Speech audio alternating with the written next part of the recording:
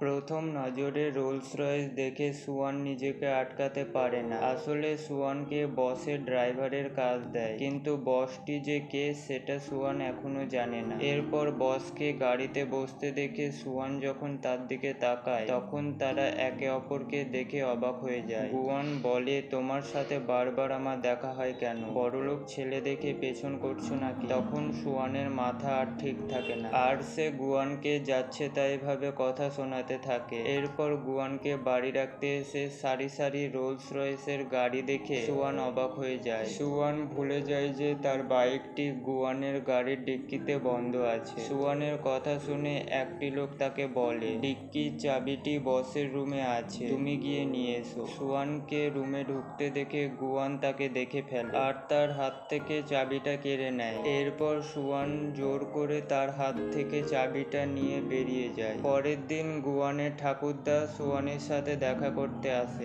আর লোকটি সুয়ানের কাছে একটি সাহায্য চায়। লোকটি সুয়ানকে গুয়ানের ড্রাইভারের জব দেয়। বাড়ি এসে লোকটি একটি ছবি বের করে দেখে যে ওই মেয়েটির চেহারা একদম আমাদের খানদানি মূর্তিটির সাথে মিলে গেছে, আর লোকটি খুব খুশি হয়ে মেয়েটিকে তার নাত বউ বানাতে চাইছে। বাড়ি যাওয়ার পথে সুয়ানের সাথে একটি গাড়ির অ্যাক্সিডেন্ট হতে যাচ্ছে। ঠিক তখনই সুয়ানকে বাঁচাতে গিয়ে গুয়ান নিজের গাড়িটি সামনে দাঁড় করিয়ে দেয়। পরিস্থিতি বিগড়ে যেতে দেখে গুয়ানের বন্ধু সেখানে চলে আসে আর বিষয়টি হ্যান্ডেল করে নেয়। আর বন্ধুকে সুয়ানের নাম নিতে দেখে গুয়ান বুঝে যায় যে ঠাকুরদা আর এই বন্ধু মিলে সুয়ানকে তার কাছে পাঠানোর পরিকল্পনাটি করেছে। পরের দিন সকাল সকাল সুয়ানের কাছে একটি ফোন আসে। জানা যায় আজ থেকে তাদের দোকানের ফুলগুলি গুয়ানের কোম্পানিতে সাপ্লাই হবে। তা শুনে সুয়ান অনেক খুশি হয়ে যায়। ম্যাডামের শর্ত অনুযায়ী সুয়ান বসের রুমে ঢুকে ফুলগুলি রাখতে যায়। ঠিক তখনই বস ফ্রেশ হয়ে নিজের পোশাক পরতে যাচ্ছিল কি সুয়ান সেখানে চলে আসে, আর বসকে এরকম অবস্থায় দেখে সুয়ান চিল্লিয়ে ওঠে।